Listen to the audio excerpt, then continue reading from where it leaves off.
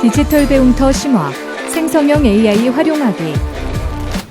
2023년 미국 콜로라도 주립박람회 미술대회에서 스페이스 오페라 극장이라는 작품이 우승을 차지했습니다. 이 작품의 작가 이름은 미드저니. 게임 기획자 제이슨 앨런이 생성형 AI, 미드저니의 지시어를 입력해서 만들어낸 작품인데요. 2023년 경제협력개발기구 OECD는 일자리의 27%가 AI에 의해 대체될 것이라고 했습니다. 생성형 AI는 더 이상 선택의 문제가 아니라고 할 수 있죠. 인류 역사의 일대 변혁을 가져올 기술이자 산업인 것입니다. 따라서 이제 생성형 AI를 선택하고 활용할 수 있는 역량을 키워야 할 때라고 볼 수 있습니다. 그럼 이러한 생성형 AI를 활용하는 방법을 함께 알아볼까요? 오늘은 생성형 AI를 문서 작성 및 마케팅 분야에서 활용하는 방법에 대해 알아보고 교육 및 예술 분야에서 활용하는 방법에 대해 알아보도록 하겠습니다. 문서 작성 및 마케팅 분야에서 활용하기. 안녕하세요, 김현지입니다. 지금부터 생성형 AI를 활용하는 방법을 살펴볼 텐데요. 먼저 문서 작성에 활용하는 방법을 알아보도록 하겠습니다. 긴 글 작성에 어려움을 느끼는 사람이라면 생성형 AI 등장에 많은 기대를 하고 있을 것입니다. 사람들의 기대처럼 생성형 AI는 방대한 데이터를 바탕으로 다양한 글을 조리 있게 작성할 수 있는데요. 대부분의 글을 작성할 때는 글에 담을 내용을 정하고 개요를 구성한 뒤 초안을 작성하고 완성된 글을 검토하는 순서로 이루어집니다. 생성형 AI는 작성해야 하는 보고서, 판결문, 기획안 등의 개요를 구성해 주거나 글에 담을 내용을 입력받아 초안을 작성해 줄 수 있습니다. 먼저 챗GPT를 활용해서 문서를 작성해 보겠습니다. 작성하려고 하는 글의 제목을 떠올려서 프롬프트 창에 입력을 해볼 건데요. 스마트폰을 구매하기 위해 부모님을 설득하는 글을 써줘 라고 입력해 주세요.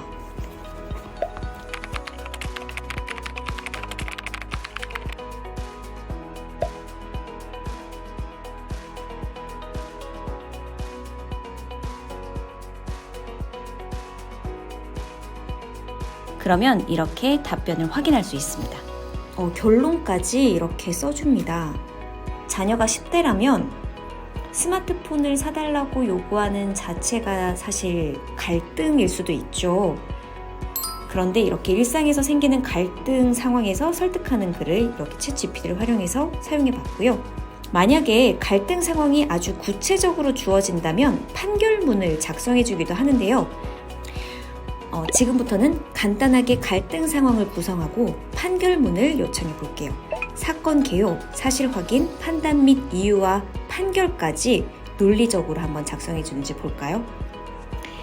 네, 일상에서 혹은 일 처리 과정에서 발생한 문제를 떠올려서 판결 작성을 한번 다 같이 요청해 보자고요. A가 길을 지나가던 B에게 갑자기 욕설을 했는데 누가 잘못했는지 판단해서 판결문을 작성해줘 라고 입력해주세요.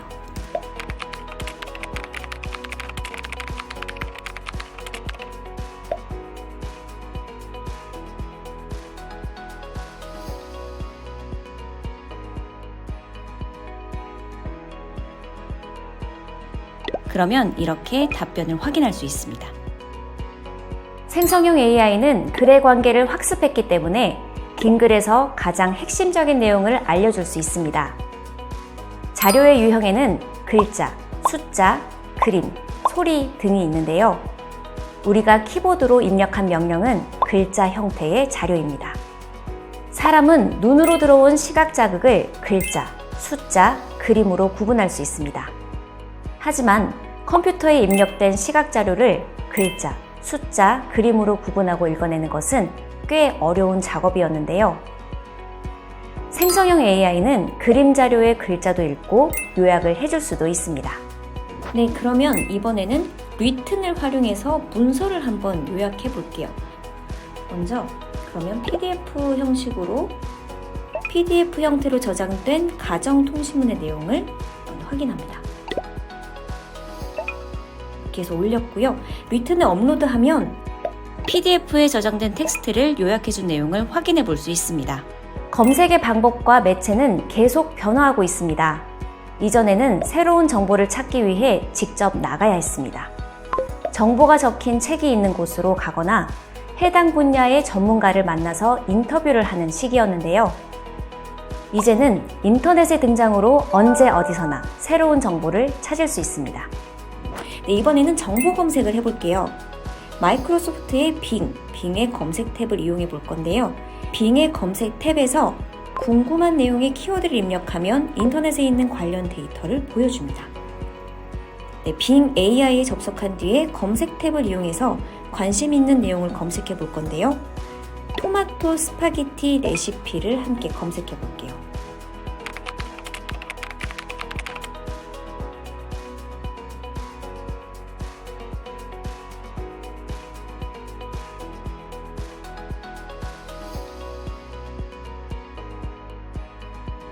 네, 이렇게 세 가지 레시피를 추천해 줬습니다. 먼저 이탈리아 정통 토마토 파스타를 집에서 즐겨보세요. 두 번째는 간단한 토마토 스파게티 만들기, 그러니까 정통 토마토 스파게티, 간단한 스파게티, 그 다음에 토마토에다가 해물을 곁들인 그런 스파게티 레시피를 소개해 줬고요. 이렇게 자세한 정보하면 이거를 클릭하면 이 레시피, 요 대답을 생성하는 데 기반이 된 링크를 이렇게 첨부를 해줍니다. 이렇게 생성형 AI는 기존의 검색 방식과 다르게 대화하는 형식으로 결과물을 보여줍니다. 자신의 상황에 맞는 긴 글을 종합적으로 판단하기 때문에 더 자세한 내용을 물어볼 수 있습니다. 이번에는 마케팅 분야에서 생성형 AI를 활용해 보겠습니다. 마케팅에서 네이밍과 홍보 문구는 고객들이 처음 접하게 되는 콘텐츠입니다. 서비스의 이름을 정할 때는 간결하고 기억하기 쉬우면서도 다른 단어들과 비슷한 철자나 발음에 유의하는 것이 좋은데요. 제품이나 서비스를 사용할 고객층을 구체적으로 정하고 그들에게 전달하고 싶은 서비스의 목표와 가치를 이름이나 홍보 문구에 담을 수 있습니다. 생성형 AI에게 질문을 할 때 이러한 내용들을 먼저 생각해 보면 더욱 구체적으로 이름과 홍보 문구를 받아볼 수 있습니다. 네, 그럼 챗GPT를 통해서 홍보 문구를 한번 만들어 보겠습니다. 다음의 예를 참고해서 홍보 문구를 요청해 볼 건데요. 2030 세대를 위한 홈트 서비스 이름을 만들어줘 라고 요청해 주세요.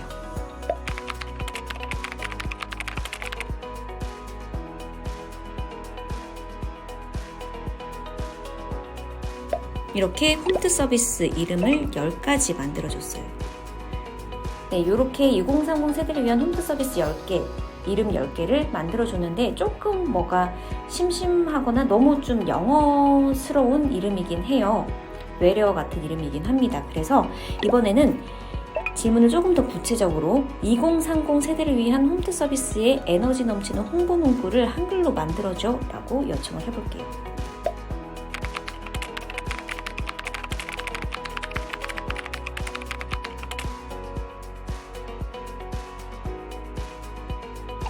네, 이렇게 뭔가 캠페인 문구 같은 게 나왔어요.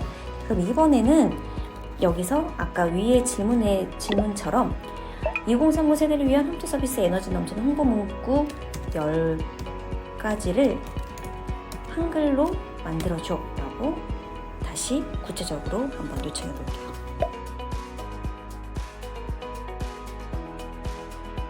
이렇게 10가지 에너지 넘치는 홍보 문구 10가지를 한글로 이렇게 제시를 해줍니다. 교육 및 예술 분야에서 활용하기.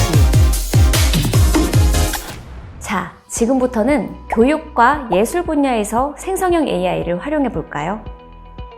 생성형 AI는 각종 언어를 데이터로 학습했습니다. 이 때문에 우리는 생성형 AI가 학습한 다양한 언어를 배울 수 있는데요. 챗GPT의 경우 영어, 스페인어, 프랑스어, 중국어, 일본어, 한국어 등 32개 언어로 대화가 가능합니다. 언어를 학습하는 목적, 해당 언어에 대한 이해 수준에 따라 생성형 AI를 활용해서 외국어를 학습해 보겠습니다. 네, 그럼 지금부터는 교육 분야에 한번 생성형 AI를 활용해 볼게요. 챗GPT와 일상적인 외국어 대화를 해볼 건데요. 그러면 영어 공부를 위해서 챗GPT와 영어로 한번 대화해 보겠습니다.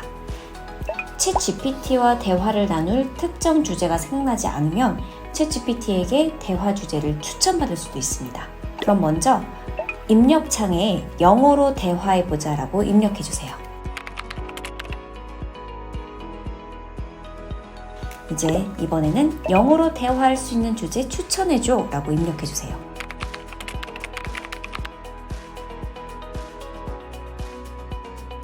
그러면 이렇게 여러 가지 주제 중에 여행과 관련해서 최근에 부산에 다녀왔다고 챗GPT에게 한번 말을 해볼게요.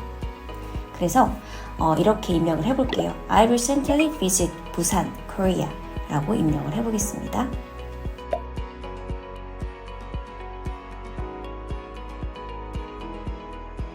그 다음에는 Busan is famous for beautiful beach. It looks so fresh and clean. Also, I enjoy raw fish and pork soup 라고 입력을 해볼게요.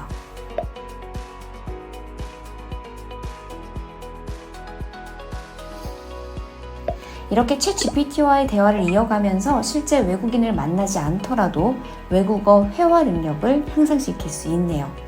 더 나아가서 챗GPT를 활용해서 다양한 어휘와 예시 문장을 한번 확인해 볼게요. 언어를 공부할 때 기초가 되는 어휘는 많이 알면 알수록 표현의 폭이 더 넓어지죠. 사람보다 많은 단어를 기억하고 있는 이 챗GPT에게 매일 새로운 단어를 배울 수도 있습니다. 자, 그러면 이제는 입력창에 오늘의 영단어 5개를 알려줘 라고 입력해주세요.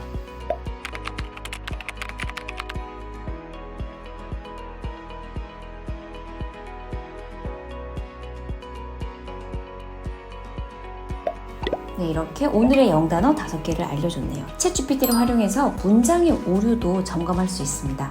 학습한 단어를 바탕으로 새로운 문장을 만들어서 챗GPT에게 검사를 받을 수도 있는데요. 이번에는 She is pivotal teacher for students. Every student need her to learn math 라고 쓰고요. 이 문장에서 pivotal의 사용이 적절해 라고 입력해주세요.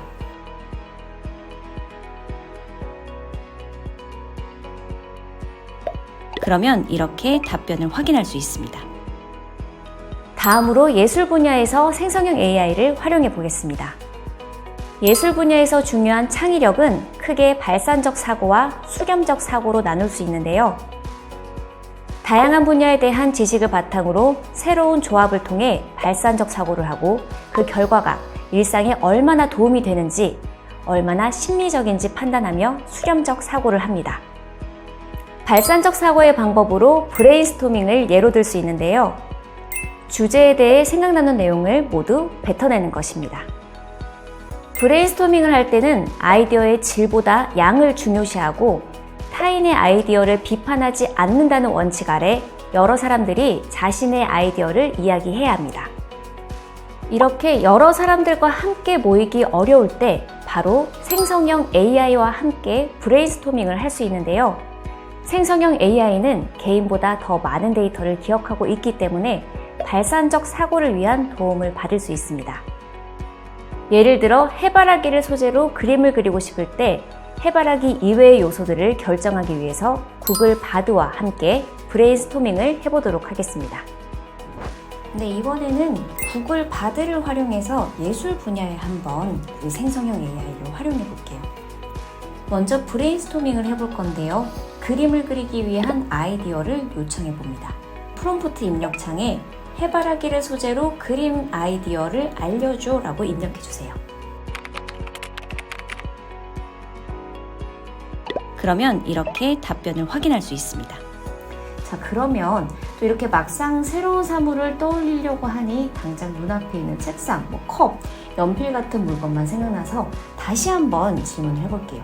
어떻게 그리는 것이 좋은지 조금 더 구체적인 안내를 요청을 해봅니다. 프롬프트 입력창에 해바라기를 어떤 사물과 함께 그리면 좋을까? 라고 입력을 해주세요.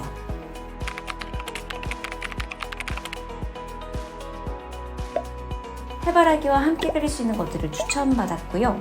해바라기가 꽃이라 그런지 자연의 요소들을 많이 추천해주고 있네요. 이는 비판금지라는 브레인스토밍의 원칙을 지키면서 대화하는 모습을 보이는데요. 이렇게 대화를 이어가다 보면 새로운 아이디어를 많이 떠올릴 수 있습니다. 지금까지 생성형 AI를 활용하는 방법에 대해 알아봤습니다. 살펴본 것처럼 생성형 AI는 여러 분야에서 놀라운 가능성을 보여주고 있는데요. 앞으로도 생성형 AI에 대한 이해를 넓혀가며 일상 속 다양한 상황에 잘 활용해 보시길 바랍니다. 감사합니다.